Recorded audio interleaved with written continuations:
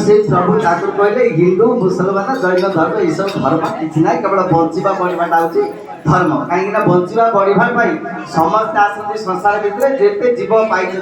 समस्ते चाहते भले बंचु बढ़ू तेणु ये बंचा बढ़ाटा है धर्म आउ सब जिते कहती सब अलग अलग धर्म एगुड़ा गोटे ठाकुर कहले एगुड़ा सब गोटे गोटे मत जिते मनुष्य से मत तेणु जी जो मत होना कहीं आज गोटे मत जन प्रश्न करते कहले अन्य दीक्षा तो नहीं ठाकुर मोर दीक्षा ना से दूर राग पड़े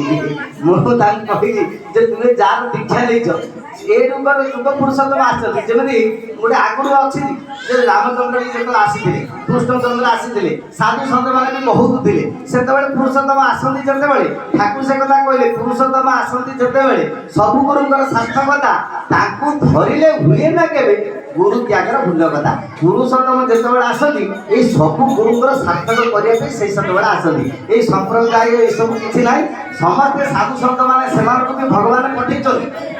माने सी चयन कर संसार भर पठे से शुद्धात्मा गुड़ाक से धर्म संस्थापन समस्त को ज्ञान देवाई बंचा बढ़िबार उपदेश देवाई ये संसार में केमी बढ़ी बंचा ईश्वर बोले जड़े कि अच्छा जी आमको सब समय धरी रखिंट पानी रू पवन रू खाइबा पीवा व्यवस्था एत सुंदर भाव में सुंदर देखु सृष्टिटार माने आखिरे देखिए वर्णना कले अटुअने तेणु सी सबू दे सब कर छाड़ी जिते मनुष्य भूली जाए ऋषि मनकर बाद दे ऋषिवाद उपासना जिते आरंभ करे से पुरुषोत्तम को बाध्य हो आसवाक पड़ता है तेणु तो कहते जो जदा जदा धर्म से ग्लानिर्भवति भारत अद्भुतानम अधर्म से तवात्मनं सुजाम्यहम् परित्राणाय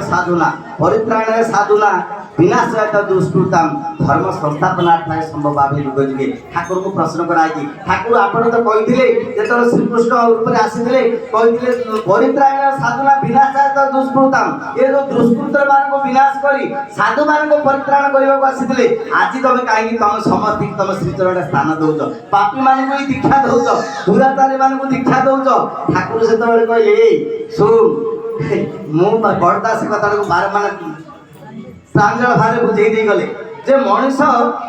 समस्त भितर से जो रही राक्षस प्रवृत्ति गुड़ाक आज जो परम पिता परम दयाल जुग पुरुषोत्तम सी आसी समस्त भितर से राक्षस टाक दूर कर विनाश कर साधु बनिया जागृत कर आज जुग पुरुषोत्तम श्री श्री ठाकुर ये आविर्भाव धर पृष्ठ केते सुंदर सी पाखे हिंदू ना मुसलमान ना ख्रीस्टियान ना से कारू ना समस्त को उद्धार करने सी आसती पिला दिन गोटे कथा कहले बुझीपारे जे सी हूँ प्रकृति जी आला जी डाकुचे जी आम भगवान डाकुचे सी सब परमदास श्री ठाकुर से छोट पिला थे स्कूल में अध्ययन करते जो पिला जो कीर्तन करते ठाकुर थोड़े गोटे पिला अवस्था भाई मैंने तो माँ मैंने बहुत जानी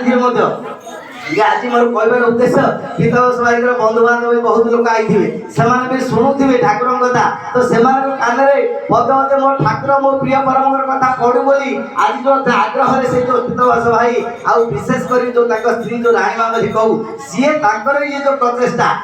आग्रह आम समस्त मिली मु अनुभव करे जो कथा जो से दिन परमदास ठाकुर स्कूल अध्ययन कर पाठ पढ़ा भर अच्छा स्कूल शिक्षक भी अच्छा हठात कौटे गोटे झड़ बतास पलि आसला कुआपथर पड़ा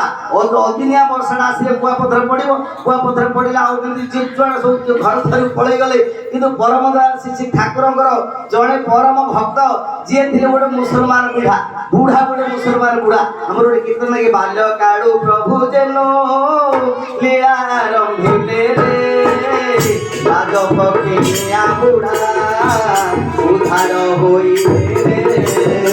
बाल्य काड़ू प्रभु जेनो लीला रंभिले बुढ़ा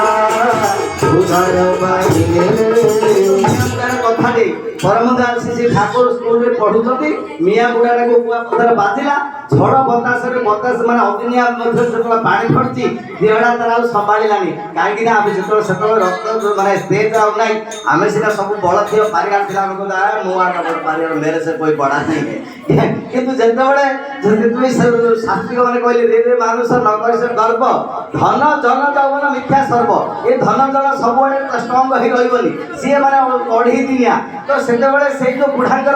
बाबांकर नाला बड़ नाला कि पाखे कि जन तार नथिले जे जुआड़ा जे प्राण विकल समस्ते घरे पशि जाइछथि अदिनिया वर्षाटा एते बड़ वर्षा रे बुढ़ा जनक भेजी गले तांकर गाँ साइड रे गोटे नर्दमा थिला तो पानी से पड़े पड़ी गले किंतु पातला दाढ़ी गुड़ाक ऊपर को मुंड टेकी मिया बुढ़ा सी किसी भगवान को डाक देंगे आल्ला आल्ला आल्ला आल्ला डाकिया शक्ति ना भितर भितर से मन भितर डाकुंट आल्ला आल्ला किंतु परमदास से ठाकुर स्कूल अच्छा मन व्याकुल से भक्त कहूँ किए से डाकुची गो मन हेउची अथय ताकू किए से डाकुची गो मन हेउची अथय किए से डाकुची गो मन हेउची अथय ताकू किए से डाकुची गो मन हेउची अथय ताकू किए डाकुची प्रभु की थई रही पारना स्कूल में बारंबार जावाई उद्यम होती कि शिक्षक जे स्कूल में बसती आम राणी महाली को स्कूल टीचर होती तो ये पिला जो स्कूल में अधट वर्षा होती कुआपथर पड़ुची गोटे छोट पिलाटे कौन स्कूल बाहर जावाई शिक्षक कौन अनुमति देवे ठाकुर पास आसी शिक्षक आगे मुझे बाहर जी शिक्षक बहुत ना कुआड़े जुआर सी कौन जानते ये पुरुषोत्तम भगवान अवतार सी तो मोर स्कूल छात्रा बोली भावी ना कहते धीर बस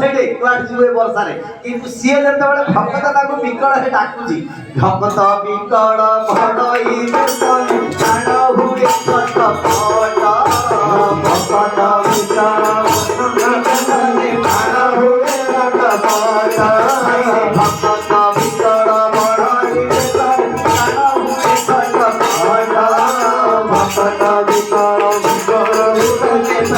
हुए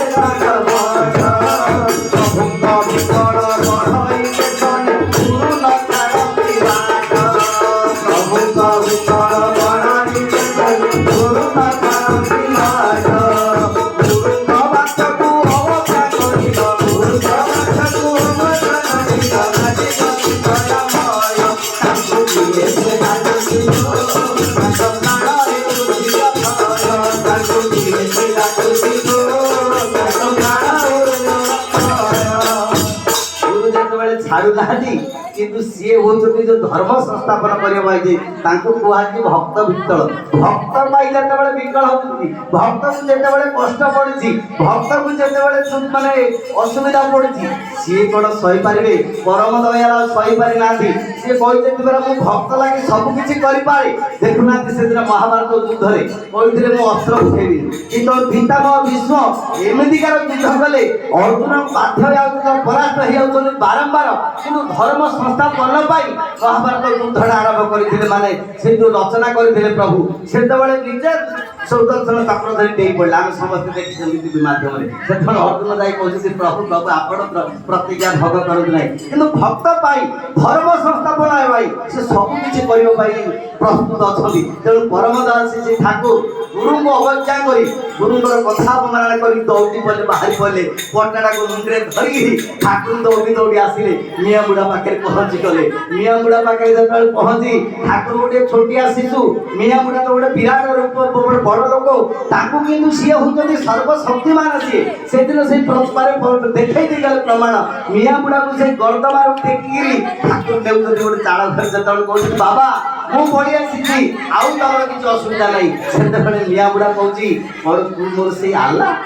ଏଇ ମୋର ଗୋଟେ ଆଲ୍ଲା। 2-3 ବର୍ଷ କହିବା ପରେ ଠାକୁର କହୁଛନ୍ତି ହଁ ବାବା ମୁଁ ସେଇ ଆଲ୍ଲା, আমি ଆସିଛି, ଆଉ ତମର କିଛି ଭୟ ନାହିଁ, ଆମେ ତମକୁ ଉଦ୍ଧାର କରିଦେବ। ଠାକୁର ତାଙ୍କୁ କୋଳେଇ ନେଇ ଚାଳ ପାଖରେ ଗୋଟେ ଚାଳ ଘର ଥିଲା, ସେଠିକି ଯାଇ ନିଆଁ ଜଳେଇ ସେକା ସେକା କଲା ପରେ ସେ ଯେତେବେଳେ ସୁସ୍ଥ ହେଇଛନ୍ତି, ଠାକୁର ଆସୁଛନ୍ତି। ବର୍ଷା ତ ହେଉଛି, ଓଛୁନା ତଳେ ଠିଆ ହେଇଛନ୍ତି ଗୋଟେ ଖମ୍ବ ଭଳିଆ। ଗୋଟେ ବାଜ ପକ୍ଷୀ, ଖାଲି ସିଏ ମଣିଷ ପାଇଁ ନାହିଁ, ଦେଖନ୍ତୁ ଗୋଟେ ବାଜ ପକ୍ଷୀଟି ମାନେ ସେ ଯୋଉ କୁଆପଥର ହାତରେ ମାନେ ରକ୍ତାକ୍ତ ହେଇ ସିଏ କୂଅକୁ ଆସିକି ଫଟୋ ଠାକୁରଙ୍କର କାନ୍ଧ ଉପରେ ବସି ପଡ଼ିଲା। ଠାକୁର ପୁରା ଖୁମ୍ବ ଭଳିଆ ଛିଡ଼ା ହେଲେ। ପ୍ରିୟ ପରମଙ୍କର ଯେତେବେଳେ ପରଶ ପାଇଛି, ତା ଭିତରେ ଏନର୍ଜି ଆସିଛି,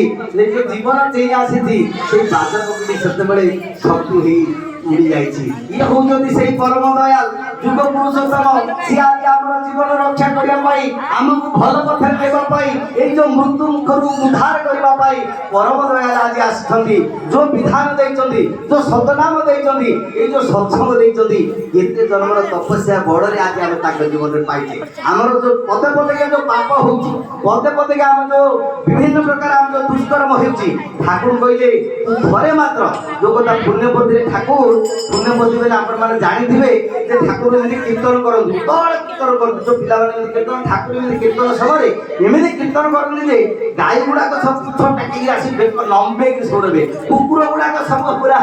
ନାଗର ଟେକିକି ଠାକୁର ପଖାରେ ପଖାରେ ଯିବେ। ଠାକୁର ସେ ଯୋଉ ଭକ୍ତମାନେ କହୁଛନ୍ତି ଗଛ ଗୁଡ଼ାକ ନଇ ଯାଆନ୍ତି, ଠାକୁରଙ୍କୁ ସ୍ପର୍ଶ କରି ଠିଆ ହେଇ ପଡ଼ନ୍ତି। ଏଇଭଳି କୀର୍ତ୍ତନ ସମୟରେ ହଠାତ୍ ଠାକୁରଙ୍କର ଭାବ ସ୍ମରଣ ହେଇଯାଏ, ମାନେ ଠାକୁରଙ୍କର ଦେହରୁ ପ୍ରାଣଟା ସତରେ ଯେମିତି ପଳାଯାଏ, ଠାକୁର ପଡ଼ିକି ରହନ୍ତି। ଆଉ ଦେଖିଛନ୍ତି ଭକ୍ତମାନେ, କିଏ ନିଆଁ ଜଳେଇଛି, କିଏ ଛୁଞ୍ଚି ଗେଞ୍ଜିଛି, କିଏ ଚାକୁ ଗେଞ୍ଜିଛି,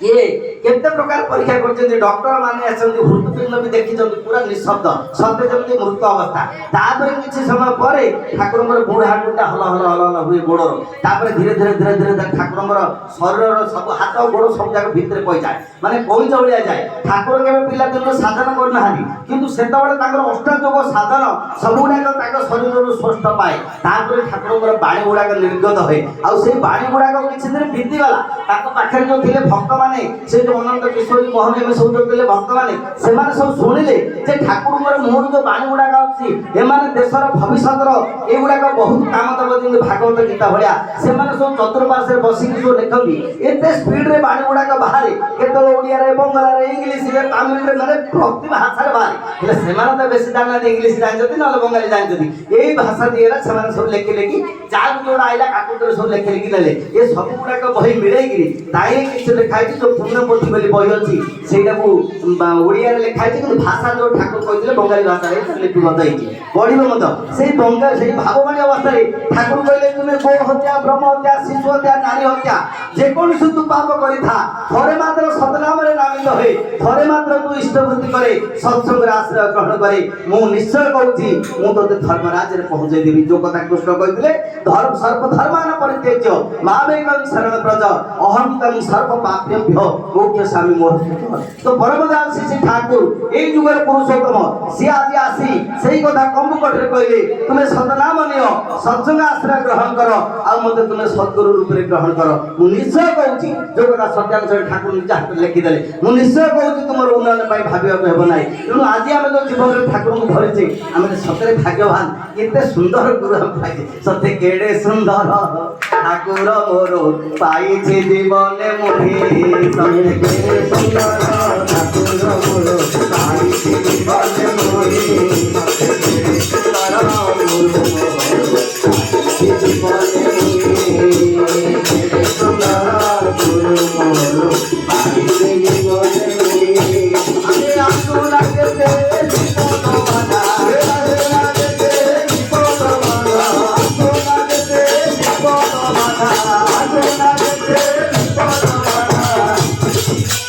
চরণ ছাড়িবি নাহি সুন্দর গুরু মোর জীবনে মনে সুন্দর ঠাকুর মোর জীবনে মনে। সময় হয়ে গেল।